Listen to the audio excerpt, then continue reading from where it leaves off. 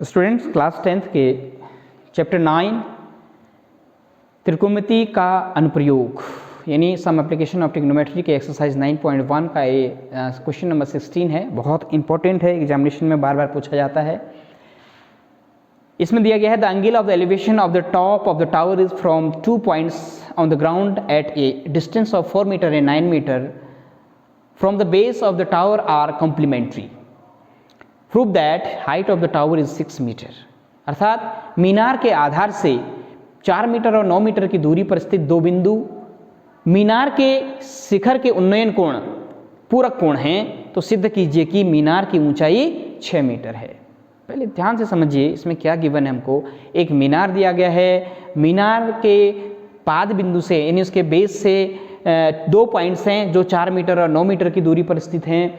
उन दोनों बिंदुओं से वो मीनार के शिखर को जब देखा जाता है तो उसके जो एंगल ऑफ एलिवेशन है यानी जो उन्नयन कोण हैं वो कितने हैं, कॉम्प्लीमेंट्री हैं यानी पूरक हैं, यानी 90 डिग्री के हैं दोनों को मिला करके। तो एक बार हम पहले फिगर बना लेते हैं इसका। सपोज दैट एक बेस है, आधार है, भूमि है, यहाँ पर एक मीनार खड़ी है। इस मीनार से 4 मीटर और 9 मीटर की दूरी पे 4 मीटर एंड 9 मीटर की पॉइंट्स ए बी एक मीनार हो गई। इसके आधार से, इसके बेस से ये टावर है,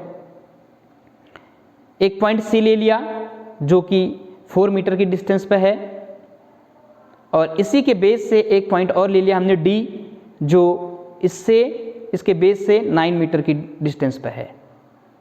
देखिए स्टूडेंट ध्यान से, अकॉर्डिंग टू क्वेश्चन है ये। तो हमने एक मीनार लिया, मीनार के आधार से 4 मीटर और 9 मीटर की दूरी पर 4 मीटर की दूरी पर सी और इसी के आधार से 9 मीटर की दूरी पर डी पॉइंट्स ले लिया। इन दोनों पॉइंट्स से जब हम इसके टावर के टॉप को देख रहे हैं, ये यहाँ से यहाँ देखा हमने सी से, तो इसका जो एंगल ऑफ एलिवेशन है वो कितना है। और दूसरा इस डी पॉइंट से जब हम देख रहे हैं, मान लें इसका एलिवेशन थीटा मान लिया हमने, क्योंकि पूरक कोण है, एंगल नहीं दिया इसमें, हमको सपोज करना पड़ेगा। मान लेते हैं थीटा है, ऐसे हम डी से देखेंगे, ये डी से हमने देखा इसके टावर के टॉप को, तो इसमें अब ध्यान से देखिए आप, क्योंकि हमको दिया गया है कि दोनों कोण पूरक कोण है, पूरक मीनिंग कॉम्प्लीमेंट्री मीन्स 90 डिग्री, इन दोनों को मिलके 90 डिग्री बन रहा है। तो अगर हमने इसको थीटा मान लिया तो दूसरा कोण कितना आएगा, 90 माइनस थीटा आएगा, सिंपल सी बात है। तो ये इसको हमने ले लिया 90 माइनस थीटा।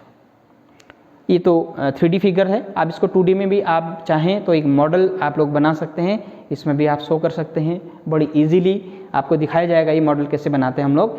तो इस मॉडल में भी आप ध्यान से देख लीजिए, ये टावर है और इसका बेस है ए बी, एक टावर हो गया। इसका सी पॉइंट ले रखा है जो कि यहाँ से 4 मीटर की दूरी पर है, और एक पॉइंट और ले रखा डी जो कि इससे 9 मीटर की दूरी पर है। इसका बनने वाला एंगल थीटा, इसका बनने वाला एंगल 90 माइनस थीटा।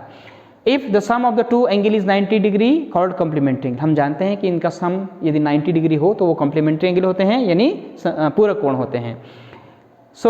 तो ये ये थीटा है, तो ये 90 माइनस थीटा बनेगा। चलिए स्टूडेंट्स को आगे सॉल्व करते हैं हम लोग।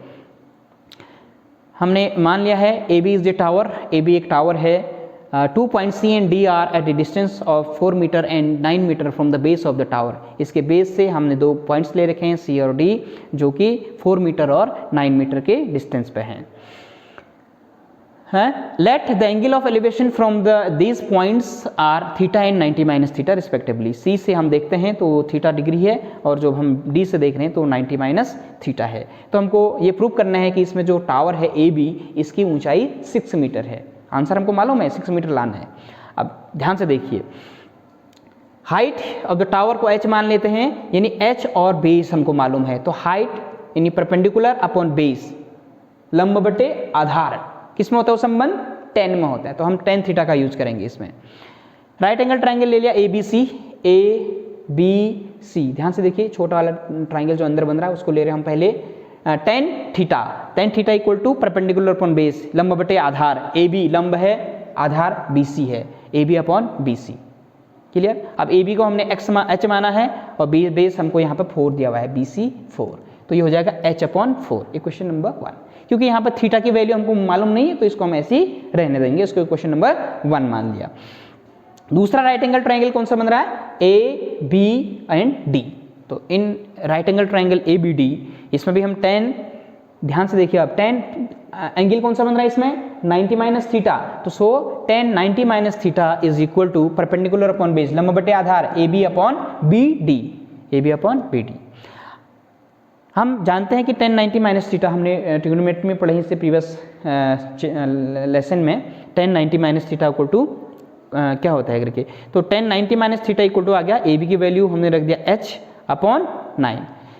स्टूडेंट्स इसमें हम इसकी वैल्यू नहीं रख रहे हैं क्योंकि सिमिलर कंडीशन लानी है, यहाँ भी 10 के फॉर्म में है, यहाँ भी 10 के फॉर्म में आ गया है। इसको हम इक्वेशन नंबर देखिए ध्यान से देखिए, तो 10 90 minus theta equal to cot theta होता है, तो कॉट थीटा इक्वल टू यहाँ से देखिए ये 10 90 minus theta equal to h upon 9 था, तो इसको हमने कन्वर्ट कर दिया, तो ये आ गया कितना कॉट थीटा हो गया ये h अपॉन 9।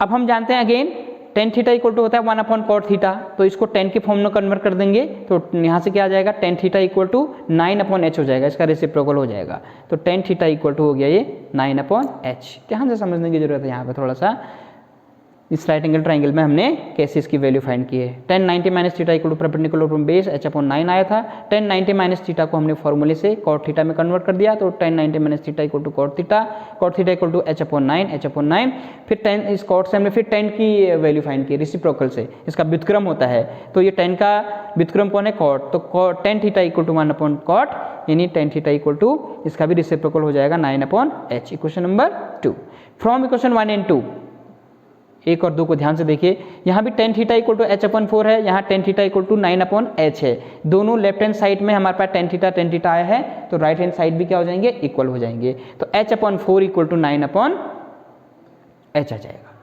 क्रॉस मल्टीप्लाई कर लेते हैं, h into h square equal to 9 into 4 36, so h equal to under root of 36 हो जाएगा, और 36 का अंडर रूट कितना होता है 6 होता है, तो h equal to 6 metre, so the height of the tower is 6 metre. बहुत इंपॉर्टेंट क्वेश्चन है, एग्जामिनेशन में बार बार पूछा जाता है, बस इसमें आपको ध्यान देना है कि जो बिंदु C है जो 4 मीटर की डिस्टेंस पे, उसको एंगल थीटा मान लेना है, और दूसरा जो एंगल बनेगा हमारा वो 90 माइनस थीटा बनेगा, क्योंकि हमको कोण कॉम्प्लीमेंट्री एंगल यानी कि पूरा कोण दिए हुए हैं, इसलिए हम इनको थीटा और 90 माइनस थीटा मान लेंगे।